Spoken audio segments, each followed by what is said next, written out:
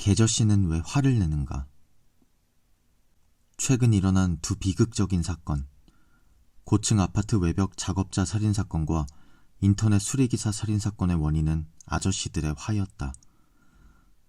이들은 아파트 외벽 작업자의 음악 소리가 듣기 싫다며 줄 하나에 매달려 일을 하는 가장의 생명줄을 끊었고, 인터넷이 자주 고장나는 게 화가 난다는 이유로 기사에게 흉기를 휘둘렀다. 전문가들은 평소 누적된 스트레스를 해소하지 못한 것이 이 극단적인 범죄의 원인이라 진단한다.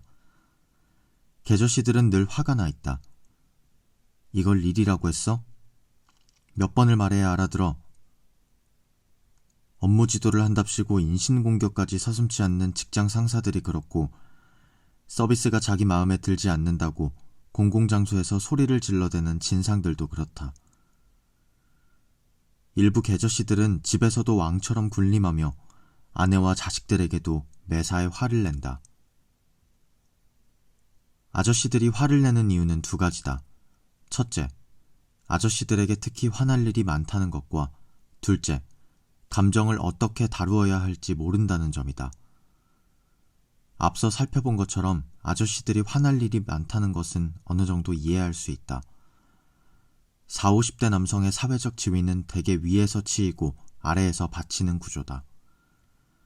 스트레스가 많을 수밖에 없다. 나이가 들면서 몸은 여기저기 고장이 났다는 신호를 보내오는데 가장이라는 책임감은 어깨를 짓누른다. 그런데 정작 가족은 나에게 관심이 없다. 뭔가가 단단히 잘못됐다는 생각이 들면서 아주 더러운 기분이 스멀스멀 올라온다. 그런데 정작 남자들은 그 감정이 무엇이고 어떻게 해결해야 하는지 방법을 모른다. 배운 적이 없기 때문이다. 한국 사회뿐만 아니라 인류 역사상 존재했던 거의 모든 사회에서 남성들의 감정 표현은 그리 긍정적으로 받아들여지지 못했다. 심리학자 마이클 톰슨은 남자아이가 여자아이보다 감정적으로 더 예민하다고 주장한다. 그러나 남자는 감정을 드러내서는 안 된다는 성역할 고정관념 때문에 점차 자신의 감정을 억제하게 되는 것이다. 남자아이들은 4세에서 6세쯤에는 이미 감정을 억제하는 법을 배우고 사춘기가 되면 성인 수준으로 감정을 억제한다. 우리 사회에서도 남자는 평생 3번만 운다는 말이 있는 등 남성의 감정 표현은 극도로 제한되어 왔다. 그 결과 남자들은 지금 드는 기분이 무엇을 의미하는지 모른다. 그러다 보니 이 기분에 어떻게 반응해야 할지도 모른다. 아저씨들이 겪는 더러운 기분의 정체는 두려움이다. 자신이 늙어가고 있다는 사실을 깨달으면서 찾아오는 죽음에 대한 공포는 남은 시간에 비해 아직도 해야 할 일이 많다는 초조감을 불러일으킨다.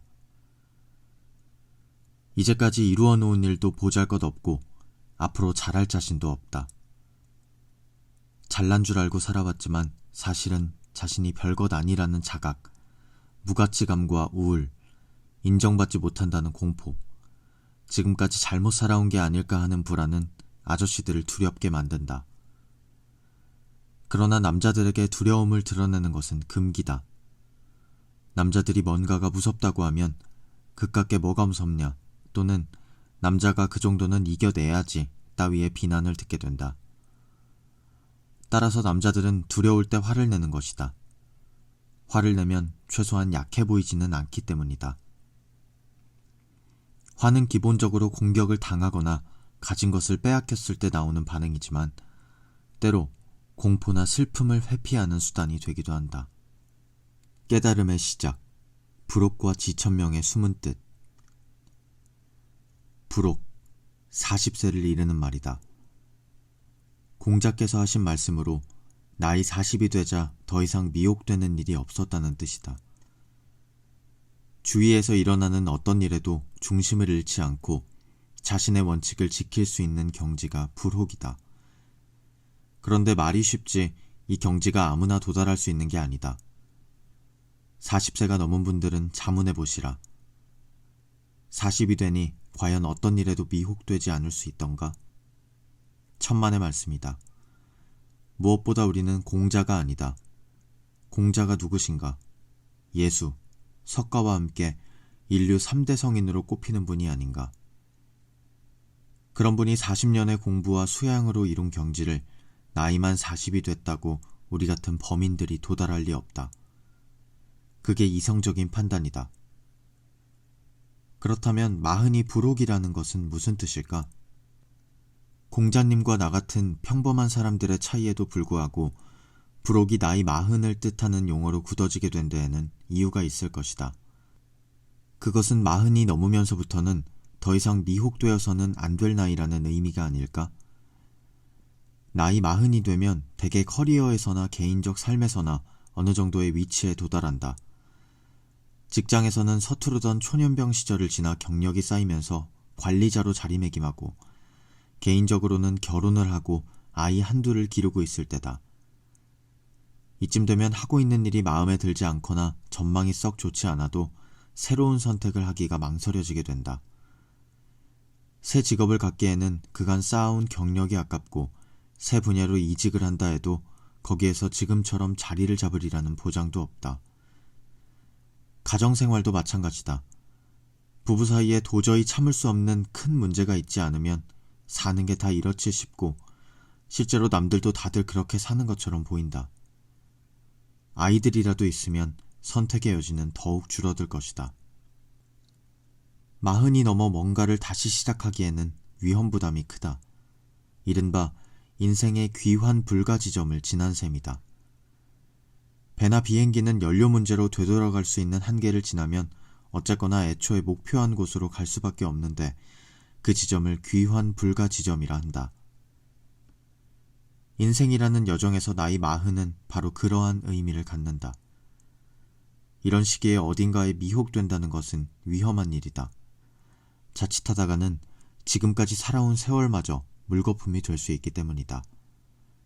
가뜩이나 진행 중인 노화 때문에 체력도 예전 같지 않고, 인지적 능력도 믿음직스럽지 못한 때에 지금껏 가보지 않은 새로운 길을 가겠다는 것은 만용일 수도 있는 것이다. 이제 다시 시작할 수 없다는 자각이 들고 나면 남은 것은 이제까지의 삶을 정당화하는 것뿐이다. 그래, 이렇게 사는 게 맞는 거야. 남들도 다 이렇게 살아. 아등바등한다고 달라질 게 뭐 있어. 어차피 안 될 거 이제 그만하자. 그렇다. 마흔은 포기를 배우는 나이다. 물론 치열했던 20, 30대를 살면서 인생에 대해 품어왔던 욕망과 현실의 갈등이 하루아침에 정리될 리는 없다. 레빈스는 남자가 겪는 인생 4계절에서 40대 남성은 현재의 자신과 자신이 되고자 꿈꾸었던 인물 사이의 불일치를 잘 해결해야만 한다고 주장했지만, 누구나 이런 종류의 불일치를 잘 해결할 수 있는 건 아니다.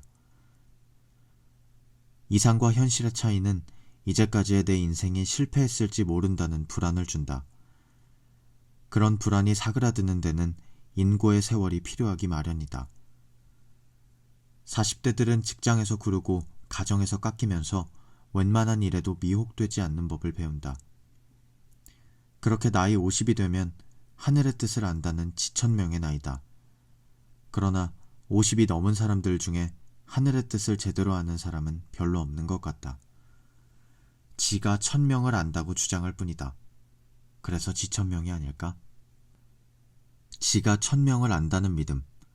어차피 세상은 순리대로 움직이는 거야. 심리학에서는 이러한 믿음을 정당한 세상에 대한 믿음이라고 한다. 이 개념을 창안한 멜빈 러너는 사람들이 기본적으로 이 세상이 정의롭고 공평한 곳이라고 믿고 싶어하는 성향을 갖고 있다고 주장했다.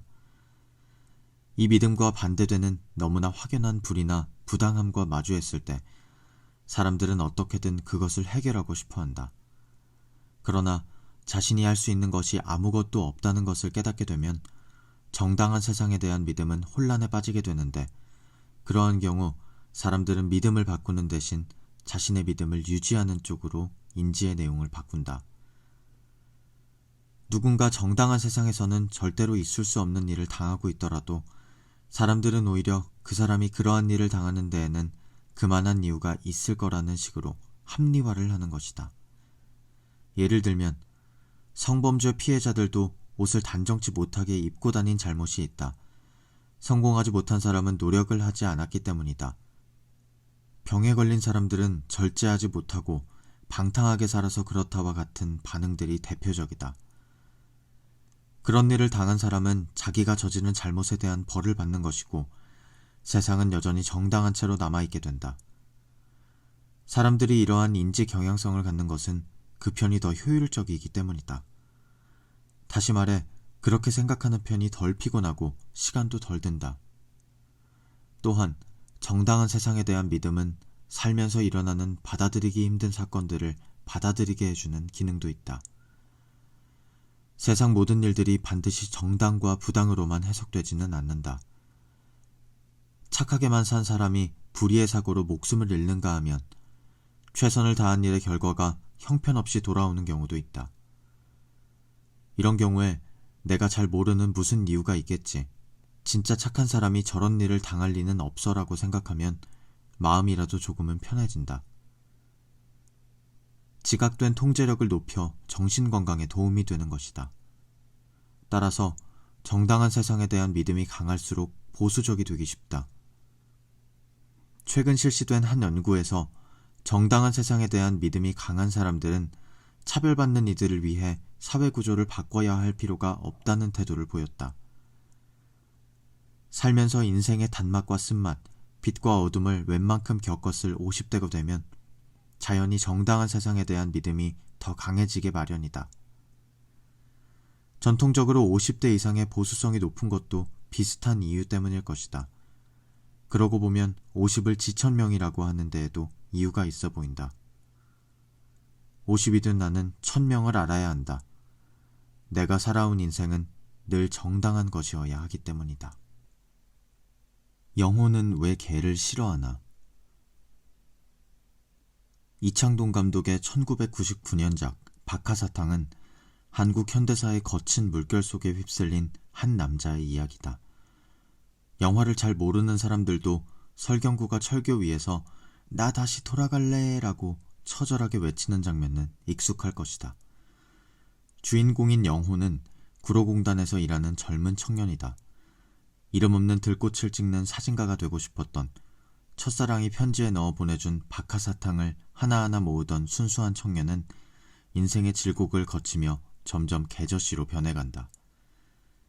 식당 종업원의 엉덩이를 쓰다듬고 거래처와의 통화에서 허세를 떨거나 아내의 불륜에는 폭력으로 대하면서 정작 자신은 회사의 여사원과 당연한 것처럼 맞바람을 피우며 이를 핑계로 가족을 방치하는 나이든 영호의 모습은 개저씨 그 자체다. 그런데 영호는 개를 싫어한다.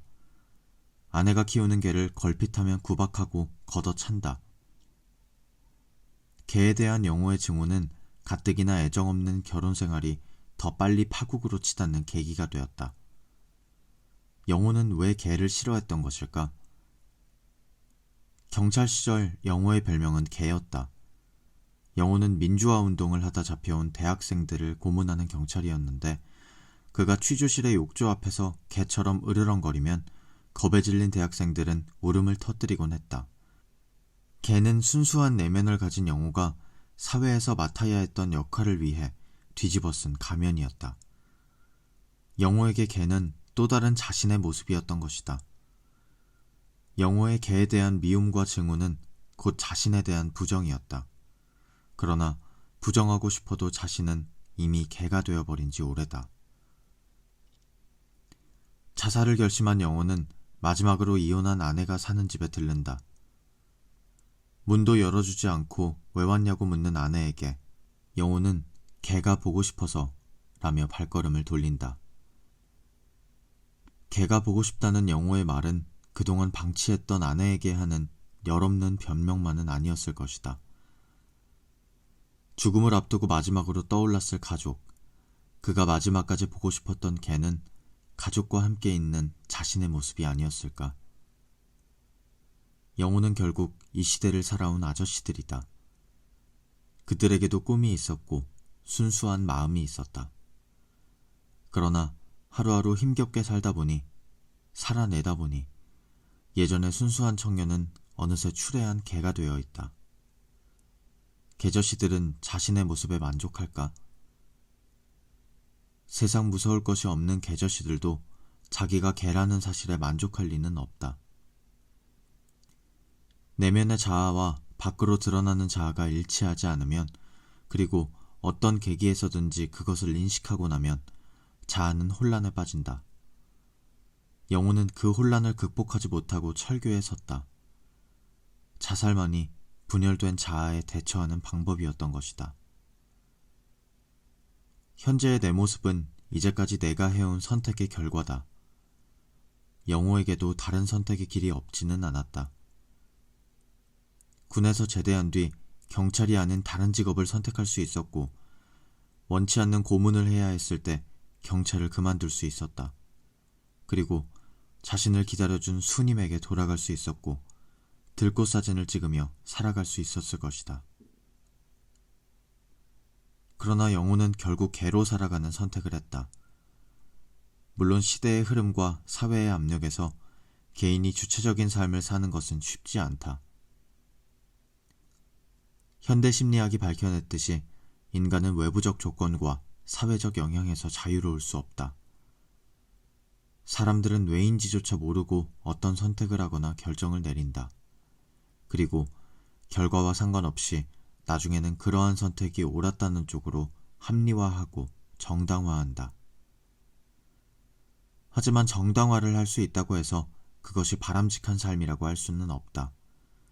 인간이 인간일 수 있는 이유는 자신에게 주어진 외부적 조건과 상황에 순응하지 않고 스스로의 존재의 의미를 찾아가는 데 있다. 좋은 조건에서 괜찮게 살아가는 건 누구나 할 수 있다. 지하실에 물만 뿌려 넣어도 곰팡이는 잘 자란다. 열악한 조건에서 힘들게 사는 것도 의미는 좀 다르지만 누구나 할 수 있는 일이다. 하지만 실존은 그런 것이 아니다. 실존은 훌륭한 사람이 되는 것과는 거리가 있다. 멋지게, 폼나게 사는 것도 아니다. 실존은 스스로 찾아낸 살아야 하는 이유를 붙잡고 스스로 존재하는 것이다. 영혼은 실존적 주체로서의 삶을 살지 못했고, 분열된 자아에서 비롯된 혼란을 죽음으로 마무리 지을 수밖에 없었다. 자살이야말로 그가 주체로서 내린 최초이자 최후의 결정이었지만 그의 주체로서의 삶은 너무도 짧았다. 살면서 마주쳤던 수많은 선택의 순간, 원했던 원하지 않았던 아저씨들은 개로서 살아가는 선택을 했고, 그 결과는 개저씨라는 지금의 모습이다. 그리고 살기 위해 어쩔 수 없었다고 스스로의 모습을 정당화하며 오늘도 하루하루 살아가고 있다. 개저씨들은 자신의 선택에 만족하고 있을까? 마음에 들지 않는 것을 정당화한다고 해서 곧 현실이 만족스러워지는 것은 아니다. 진짜 뻔뻔한 일부 개저씨들이 아니고서야 자신이 개저씨로 불린다는 사실이 마음에 들 아저씨들은 없을 것이다. 아저씨들은 지금 불안하다. 옳다고 믿어왔던 세월들이, 이제까지 정당화해왔던 자신들의 모습이 개저씨라는 이름으로 무사람들의 경멸의 대상이 되고 있는 것이다. 개저씨들은 혼란스럽다. 그들은 덧없이 흘러가는 세월의 강, 이름 없는 어느 철교 위에서 나 다시 돌아갈래를 외치는 중이다. 그러나 돌아가는 건 불가능하다. TV에는 타임슬립 드라마가 흔하디 흔하지만 인류 역사상 시간을 거슬렀던 이는 존재하지 않는다. 그리고 만에 하나 과거로 돌아간들 과거의 나는 다른 선택을 할 수 있을까? 중요한 것은 현재이고 미래다. 인생이라는 기차는 오직 앞으로만 달린다. 내가 살아야 할 날들과 내가 함께 살아야 할 이들은 지금, 그리고 여기 존재한다. 흘러가버린 과거를 붙잡고 오늘을 흘려버리는 것은 잘못 살아온 지난날에 대한 반성도 보상도 될 수 없다. 이제 다시 한번 선택의 순간이 왔다. 지금까지의 삶을 정당화하며 앞으로도 쭉 개저씨로 살아갈 것인가, 아니면 스스로의 존재 이유를 찾을 것인가. 기차는 코앞까지 다가왔다.